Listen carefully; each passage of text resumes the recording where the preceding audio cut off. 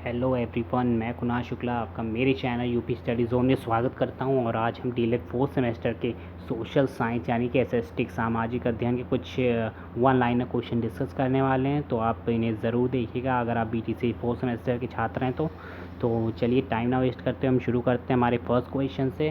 तो फ्रेंड्स, आपकी स्क्रीन पर फर्स्ट क्वेश्चन है, दादा भाई नेरोजी कौन थे? तो इसका जो आंसर इसके नीचे लिखा हुआ है वो मैं आपको पढ़ के बता दे रहा हूँ। दादा भाई नेरोजी कौन थे? दादा भाई नेरोजी जो थे उग्रवादी दल के नेता थे। कौन से दल के नेता थे? उग्रवादी दल के नेता थे दादा भाई नेरोजी। और नेक्स्ट क्वेश्चन है, गोपाल कृष्ण गोखले कौन थे? तो गोपाल कृष्ण गोखले का जन्म, फ्रेंड्स यहाँ पे जन्म पूछा जाता है तो हम इसको भी याद कर लेंगे अच्छे से। गोपाल कृष्ण गोखले का जन्म कब हुआ था? 9 मई 1866 को। दोस्तों, गोपाल कृष्ण गोखले का जन्म कब हुआ था? 9 मई 1866 में हुआ था। और ये महाराष्ट्र के रहने वाले थे कि एक निर्धन परिवार में हुआ था, यानी कि इनका जो जन्म है वो एक गरीब परिवार में हुआ था। 1905 ईस्वी में उन्होंने भारत सेवक समाज नामक संस्था, दोस्तों ये भी हमें याद करने की ज़रूरत है कि भारत सेवक समाज नामक संस्था की स्थापना की थी। 1915 में उनकी मृत्यु हो गई थी। और इनकी मृत्यु कब हुई थी गोपाल कृष्ण गोखले की? 1915 में। 2-3 इंपॉर्टेंट फैक्ट यहाँ से हमने क्या निकाले कि गोपाल कृष्ण गोखले जो कि महाराष्ट्र के रहने वाले थे, उनका जन्म कब हुआ था? 9 मई 1866 में। और 1905 में उन्होंने कौन सी संस्था का पुनर्गठन किया था? भारत सेवक समाज संस्था का इन्होंने पुनर्गठन किया था। और इनकी मृत्यु कब हुई थी? 1915 में गोपाल कृष्ण गोखले की मृत्यु हो गई थी। तो आशा करता हूँ फ्रेंड्स आपको इस क्वेश्चन समझ में आएंगे। बढ़ते नेक्स्ट क्वेश्चन की तरफ। दोस्तों, प्रश्न नंबर 3 आपकी स्क्रीन पर है और ये क्या पूछ रहा है? क्वेश्चन है, क्वेश्चन नंबर 3 कह रहा है, गांधी इरविन पैक्ट कब हुआ था? जो गांधी इरविन का समझौता हुआ था वो कब हुआ था? तो दोस्तों इसकी जो तारीख है वो बहुत इंपॉर्टेंट है। इसकी तारीख क्या है? 4 मई 1931 को गांधी इरविन पैक्ट हुआ था। कब हुआ था दोस्तों? 4 मई 1931 में।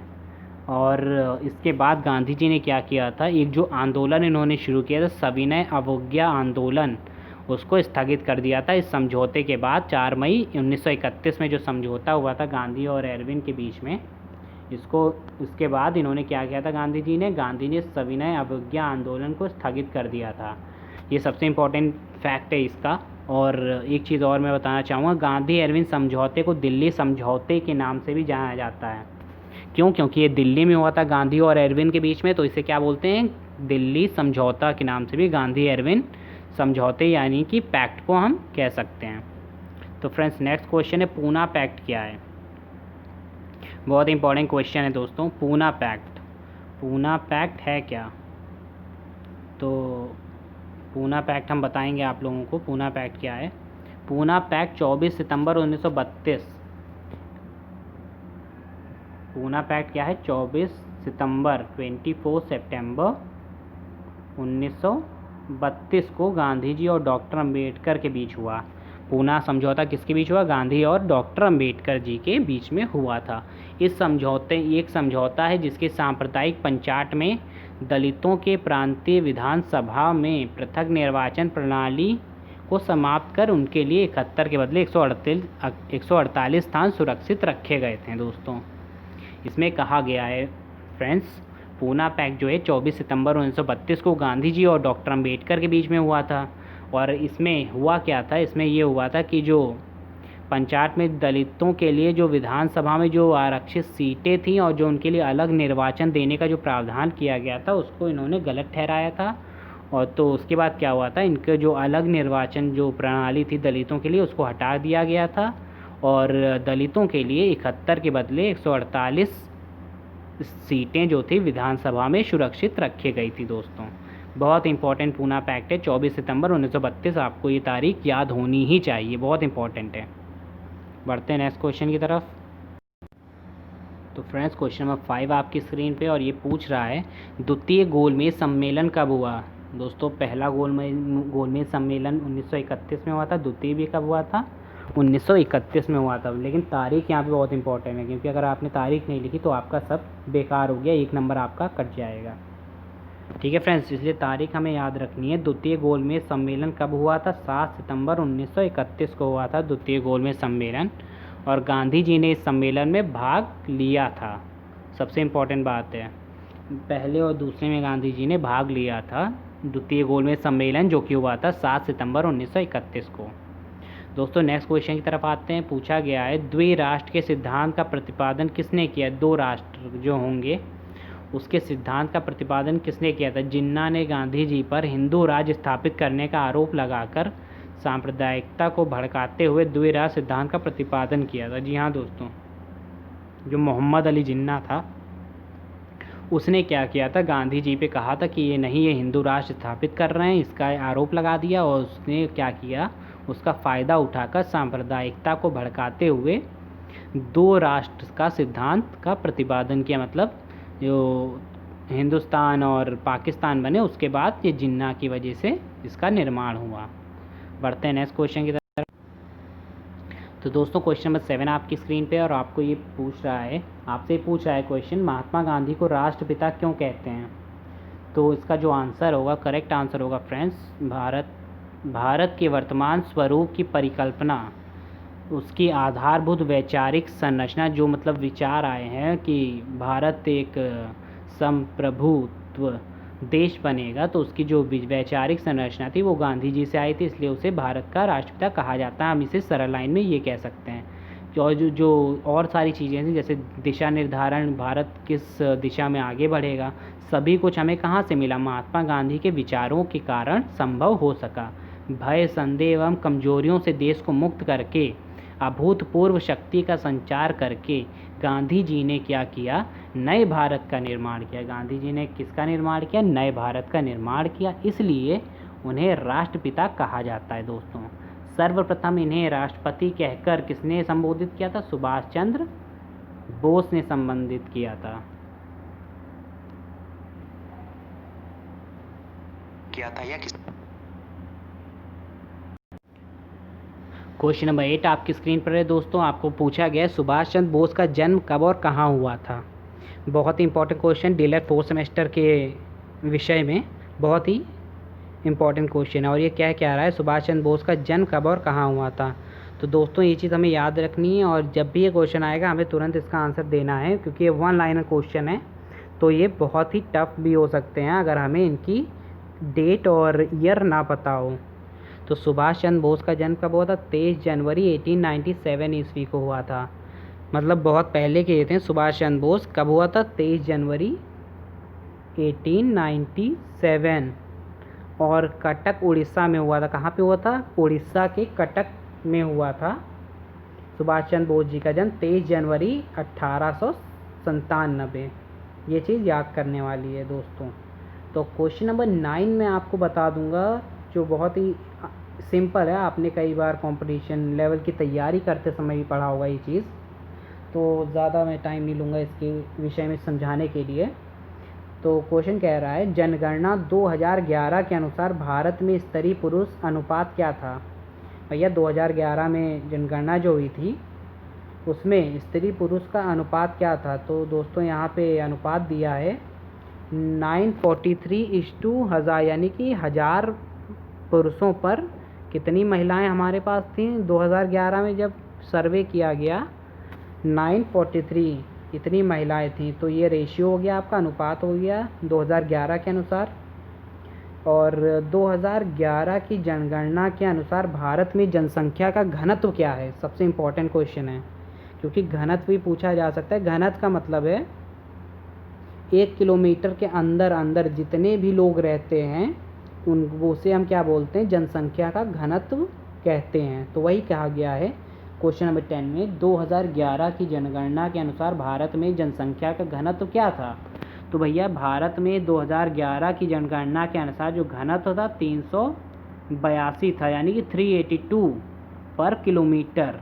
कितना था, 382 पर किलोमीटर। यहाँ पे दिख रहा होगा आपको 382 पर किलोमीटर, यानी कि 1 किलोमीटर में 382 लोग रहते थे। ये हमारा जनसंख्या घनत्व हो गया 2011 के अनुसार।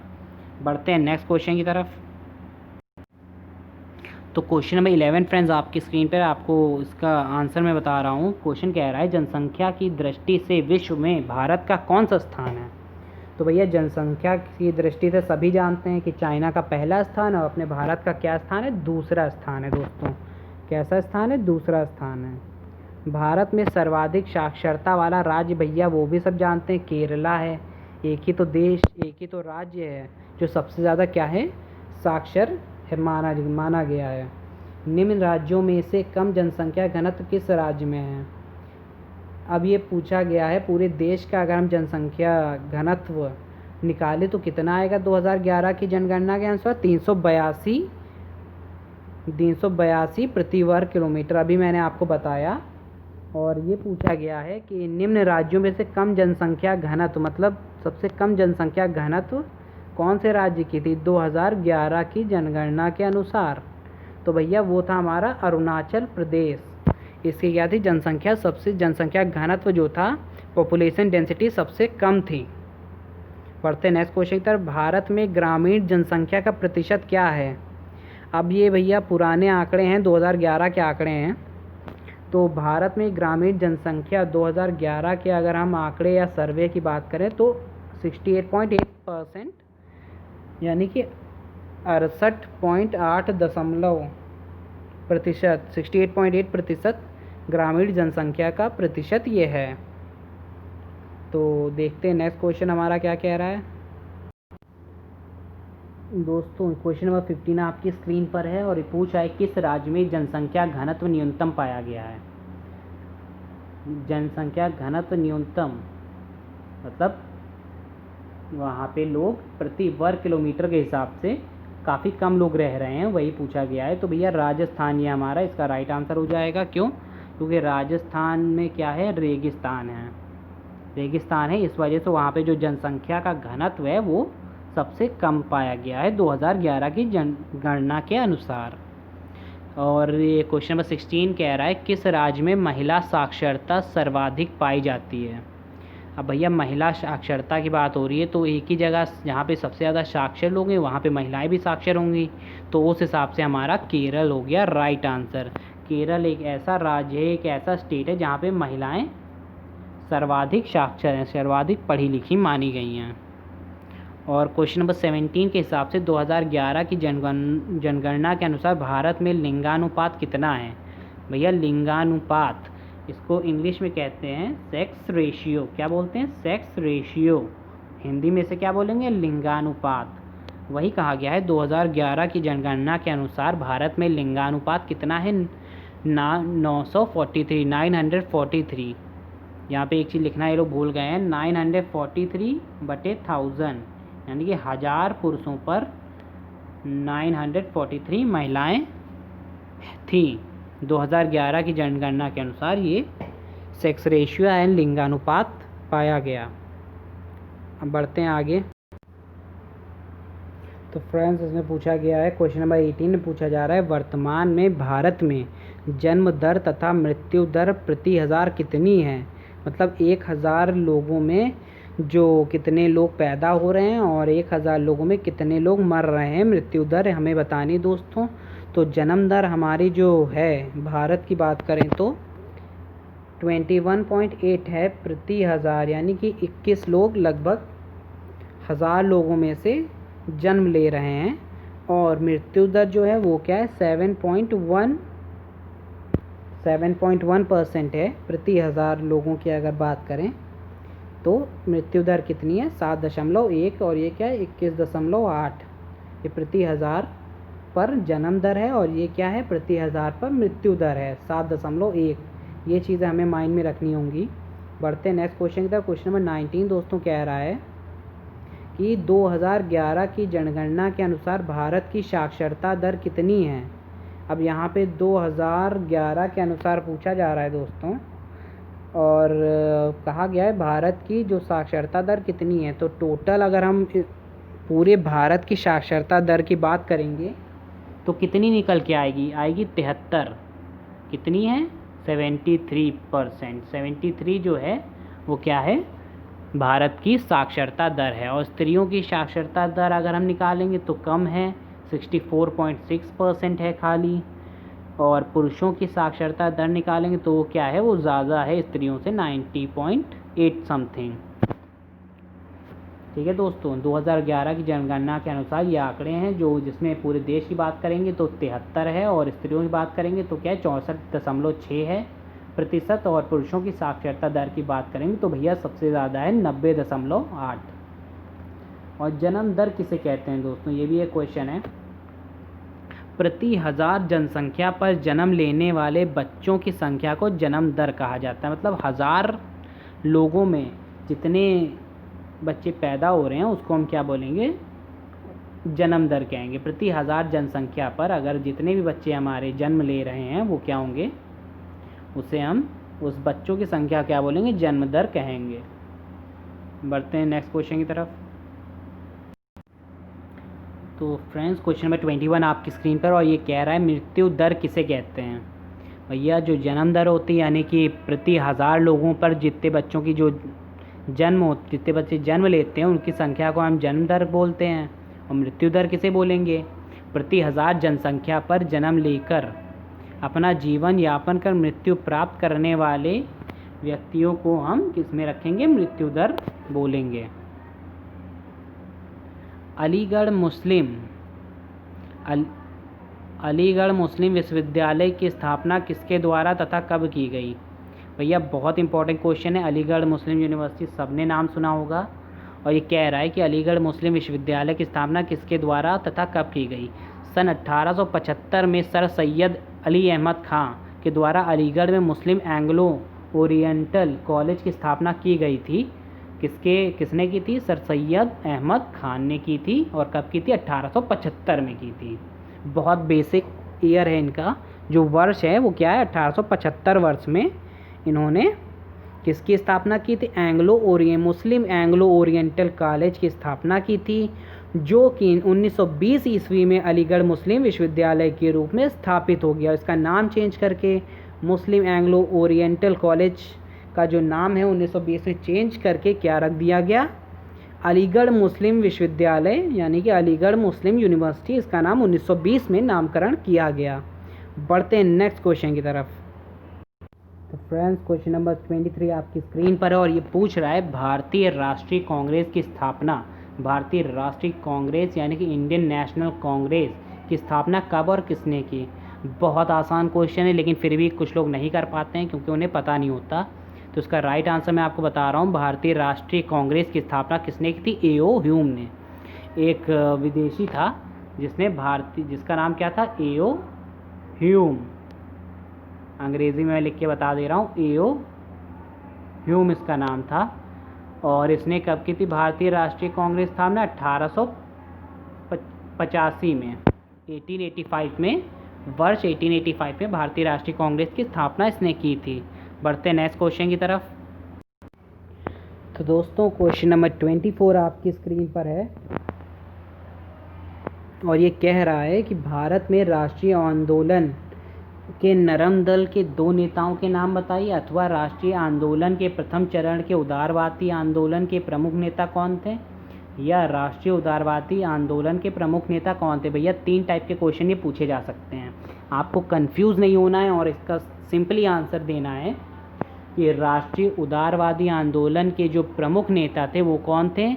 आपने नाम सुना होगा, दादा भाई नौरोजी और महादेव गोविंद रानाडे और फिरोज शाह मेहता, सुरेंद्र नाथ बैनर्जी। यहाँ पे जितने भी नाम फ्रेंड्स मैंने लिखे हैं वो सब आपको लिखना है। सुरेंद्र नाथ बैनर्जी, व्योमेश चंद्र बैनर्जी, सभी आपने नाम सुने होंगे। गोपाल कृष्ण गोखले का सुना होगा, मदन मोहन मालवीय का सुना होगा, के मित्रा का सुना होगा, पृथ्वी चंद्र राय तो ना सुना हो सकता है, लेकिन जितने भी नाम आपने सुने हैं ये सब क्या हैं, ये सभी उदारवादी आंदोलन के प्रमुख नेता थे। भैया नेता थे तो इन्हीं का नाम लिया जाएगा, नेता ही आखिरकार सब कुछ करते हैं यहाँ पे। तो इसका जो है ये करेक्ट आंसर हो जाएगा। क्वेश्चन नंबर 25 फ्रेंड्स आपकी स्क्रीन पर है, और आपको ये बताना है इसका राइट आंसर क्या होगा। थियोसॉफिकल सोसाइटी की स्थापना कहाँ की गई थी। ये एक तरीके समाज की स्थापना थी। थियोसॉफिकल सोसाइटी की स्थापना कहाँ की गई थी, हमें याद रखना है, ये इंपॉर्टेंट है। 1789 में, जहाँ भी ये थियोसॉफिकल आए आपको वर्ष क्या याद करना है, 1789। थियोसॉफिकल का मतलब क्या है 1789, आप इस तरह याद कर लीजिए वरना आप भूल जाते हैं बाद में। थियोसॉफिकल 1789 में अमेरिकन कर्नल हेनरी अल्काट एवं रूसी महिला ब्लावेट्स्की ने न्यूयॉर्क में थियोसॉफिकल सोसाइटी की स्थापना की थी। देखा भैया कितना लंबा है, अगर आप याद करोगे तो आप ज़रूर कहीं ना कहीं भूल जाओगे। तो आपको क्या याद करना है, बस इतना याद करना है कि थियोसॉफिकल जहाँ पे भी आएगा आपको क्या पुट कर देना है। थियोसॉफिकल का मतलब क्या है 1789 थियोसॉफिकल का मतलब है। और इसकी स्थापना किसने की थी, अमेरिकन कर्नल ने हेनरी अल्काट एवं एक रूसी महिला थी, क्या नाम था, ब्लावेट्स्की। ब्लावेट्स्की आप इंग्लिश में भी लिख सकते हैं अगर आपको हिंदी में प्रॉब्लम हो रही हो तो अमेरिकन कर्नल हेनरी अल्काट एवं रूसी महिला ब्लावेट्स्की ने की थी। कहाँ पे की थी, न्यूयॉर्क शहर में की थी। तो फ्रेंड्स ये भी इंपॉर्टेंट क्वेश्चन है, पूछा गया डीलेट 4th सेमेस्टर में, तो आप इसे स्किप मत करिएगा, ज़रूर पढ़िए और अच्छे से पढ़िए ताकि आप एकदम अच्छे नंबर ला सकें, कहीं किसी से पीछे ना रहें। तो फ्रेंड्स क्वेश्चन नंबर 26 आपकी स्क्रीन पर है। आपको जल्दी से बताना है कि प्रार्थना समाज की स्थापना किस वर्ष हुई थी। प्रार्थना समाज सभी ने इसको पढ़ा होगा, प्रार्थना समाज को, लेकिन स्थापना किसने की ये किसी को नहीं पता होगा। प्रार्थना समाज की स्थापना किस वर्ष की गई थी भैया, 1867 में। प्रार्थना समाज कब किया गया था, 1867 में प्रार्थना समाज की स्थापना की थी। और किसने की थी, इसके जो संस्थापक थे वो कौन थे, वो बहुत ही एक व्यक्ति थे जिनका नाम था केशव चंद्र सेन। क्या नाम था, केशव चंद्र सेन। ये क्या थे, प्रार्थना समाज के संस्थापक थे। मोस्ट इम्पॉर्टेंट क्वेश्चन है, मोस्ट इम्पॉर्टेंट क्वेश्चन है प्रार्थना समाज। अगर आपने नहीं याद किया है, नहीं पढ़ा है तो आप कुछ नहीं कर पाओगे। अगर आपने पढ़ा है तो आपके लिए क्वेश्चन कुछ भी नहीं है। एक प्रार्थना समाज जहाँ पे भी आएगा आपको क्या हो, सीधा याद करना है 1867। प्रार्थना समाज का मतलब क्या है, 1867 में इसकी स्थापना की गई थी और संस्थापक कौन थे, केशव चंद्र सेन। बढ़ते हैं नेक्स्ट क्वेश्चन की तरफ। बनारस हिंदू विश्वविद्यालय की स्थापना कब हुई थी। बहुत आसान क्वेश्चन है। बनारस हिंदू विश्वविद्यालय, बनारस हिंदू यूनिवर्सिटी की स्थापना कब हुई थी, 1916 में हुई थी। कब हुई थी, 1916 में हुई थी फ्रेंड्स। ये भी हमारा क्वेश्चन करेक्ट हो गया। बढ़ते हैं नेक्स्ट क्वेश्चन की तरफ।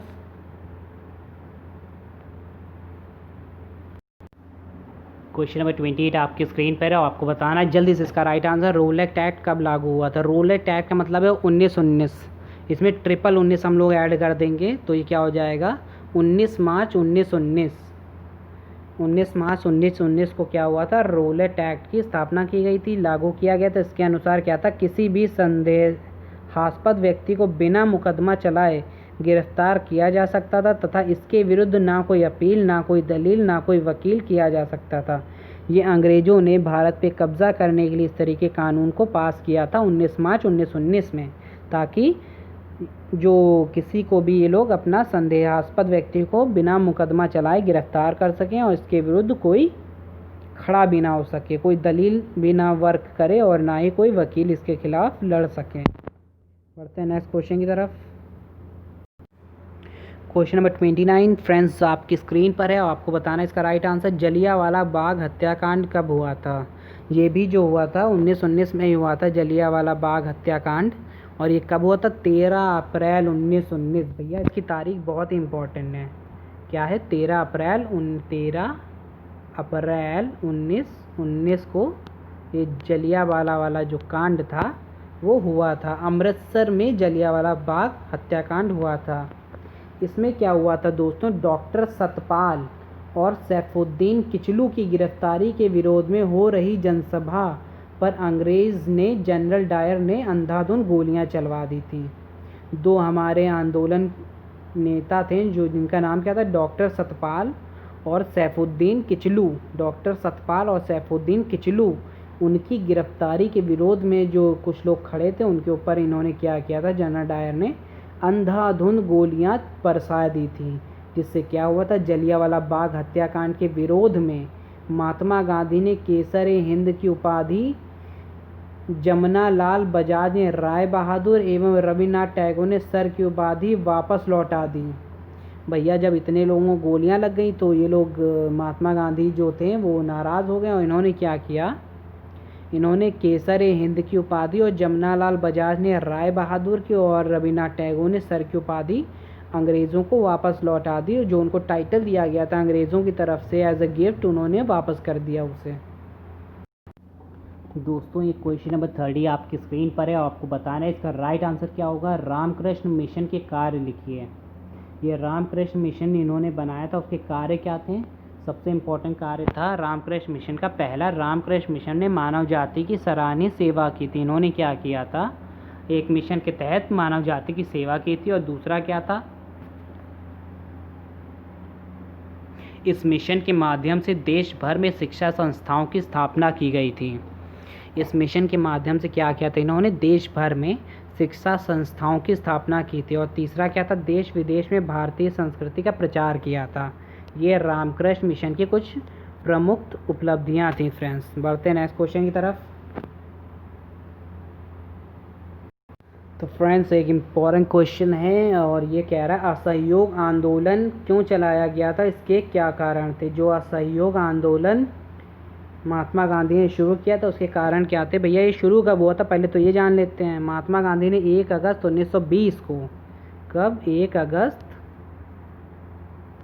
1920 को क्या किया था, ये शुरू किया था आपका असहयोग आंदोलन। इसके 2 मुख्य कारण थे। पहला क्या था, ब्रिटिश सरकार द्वारा लाए गए रोलेट एक्ट का विरोध करना। जो 19 मार्च 1919 को रोलेट एक्ट लाया गया था अंग्रेज़ों के द्वारा, ब्रिटिश सरकार के द्वारा, उसका विरोध करना। दूसरा क्या था, जलियांवाला बाग हत्याकांड का विरोध करना। जो जलियांवाला बाग हत्याकांड हुआ था उसका विरोध करना भी एक असहयोग आंदोलन का प्रमुख कारण था। और ये स्टार्ट कब हुआ था, 1 अगस्त 1920 को शुरू हुआ था दोस्तों। बढ़ते हैं नेक्स्ट क्वेश्चन। तो क्वेश्चन नंबर 33 आपकी स्क्रीन पर है फ्रेंड्स, और पूछा है खिलाफत आंदोलन क्या था। जो खिलाफत आंदोलन था क्या था और ये क्यों हुआ था। तो इसमें क्या था, भारत में मुसलमान टर्की के सुल्तान को इस्लाम का खलीफा मानते हैं, मतलब इस्लाम का बहुत बड़ा गुरु मानते हैं टर्की के सुल्तान को। तो इसमें क्या होता है, प्रथम युद्ध के बाद ब्रिटिश शासन ने टर्की साम्राज्य का विघटन कर डाला, टर्की को एकदम ख़त्म कर दिया।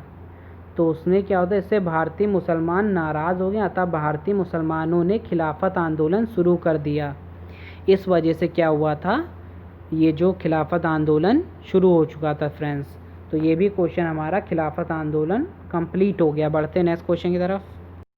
फ्रेंड्स क्वेश्चन नंबर 34 आपकी स्क्रीन पर है, आपको जल्दी से इसका आंसर देना है। पूछ रहा है साइमन कमीशन क्या था, इसका विरोध क्यों हुआ। साइमन कमीशन कब आया था, 3 फरवरी। कब आया था साइमन कमीशन, 3 फरवरी 1928 को। भैया ये डेट जो है बहुत इम्पॉर्टेंट है, ये दिमाग में डाल लो।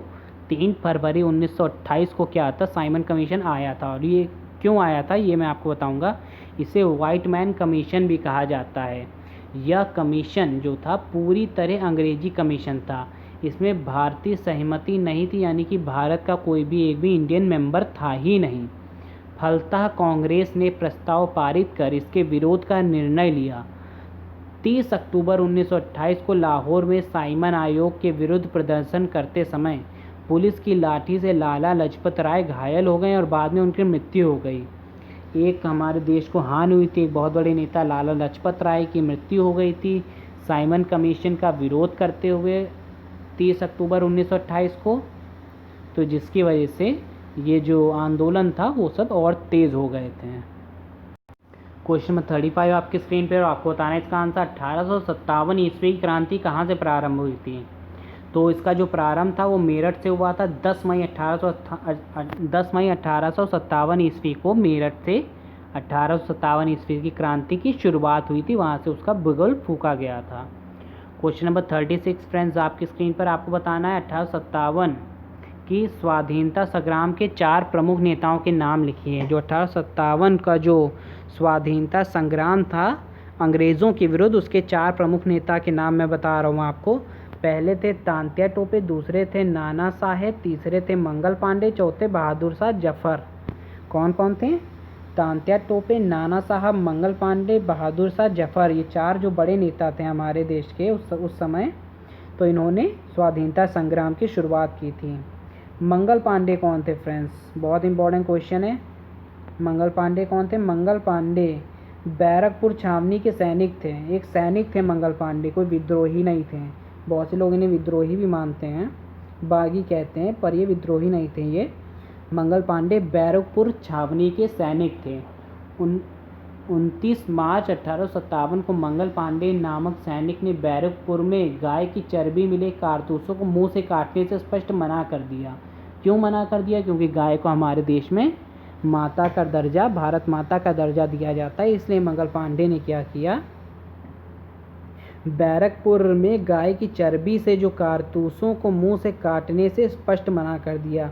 इसके फलस्वरूप उसे गिरफ्तार कर 8 अप्रैल 1857 को फांसी दे दी गई मंगल पांडे को।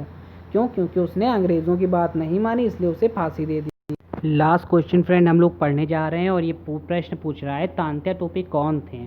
तात्या टोपे को फांसी कब दी गई थी? तात्या टोपे का वास्तविक नाम रामचंद्र पांडुरंग था। क्या था? रामचंद्र पांडुरंग। और 18 अप्रैल 1859 को शिवपुरी में अंग्रेज़ द्वारा इन्हें फांसी पर लटका दिया गया था। ये बहुत इंपॉर्टेंट फैक्ट है तात्या टोपे के बारे में। तात्या टोपे का वास्तविक नाम क्या था? रामचंद्र पांडुरंग था। और 18 अप्रैल 1859 को क्या किया था? शिवपुरी में अंग्रेज़ों द्वारा इन्हें फांसी पर लटका दिया गया था, क्योंकि इन्होंने उनके खिलाफ विद्रोह किया था अंग्रेज़ों के खिलाफ। इस कारण इन्हें 18 अप्रैल 1859 को फांसी पर लटका दिया गया था फ्रेंड्स।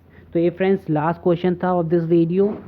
और अगर आप चाहते हैं कि इस तरह आपको और ज़्यादा वीडियो मिले ताकि आप और ज़्यादा अपने एग्ज़ाम्स में अच्छा कर पाएँ, तो प्लीज़ इस वीडियो को लाइक कर दीजिए और मेरे चैनल यूपी स्टडी जोन को सब्सक्राइब कर दीजिए ताकि आपको आने वाली नोटिफिकेशन तुरंत मिलती रहे। Okay friends, thank you.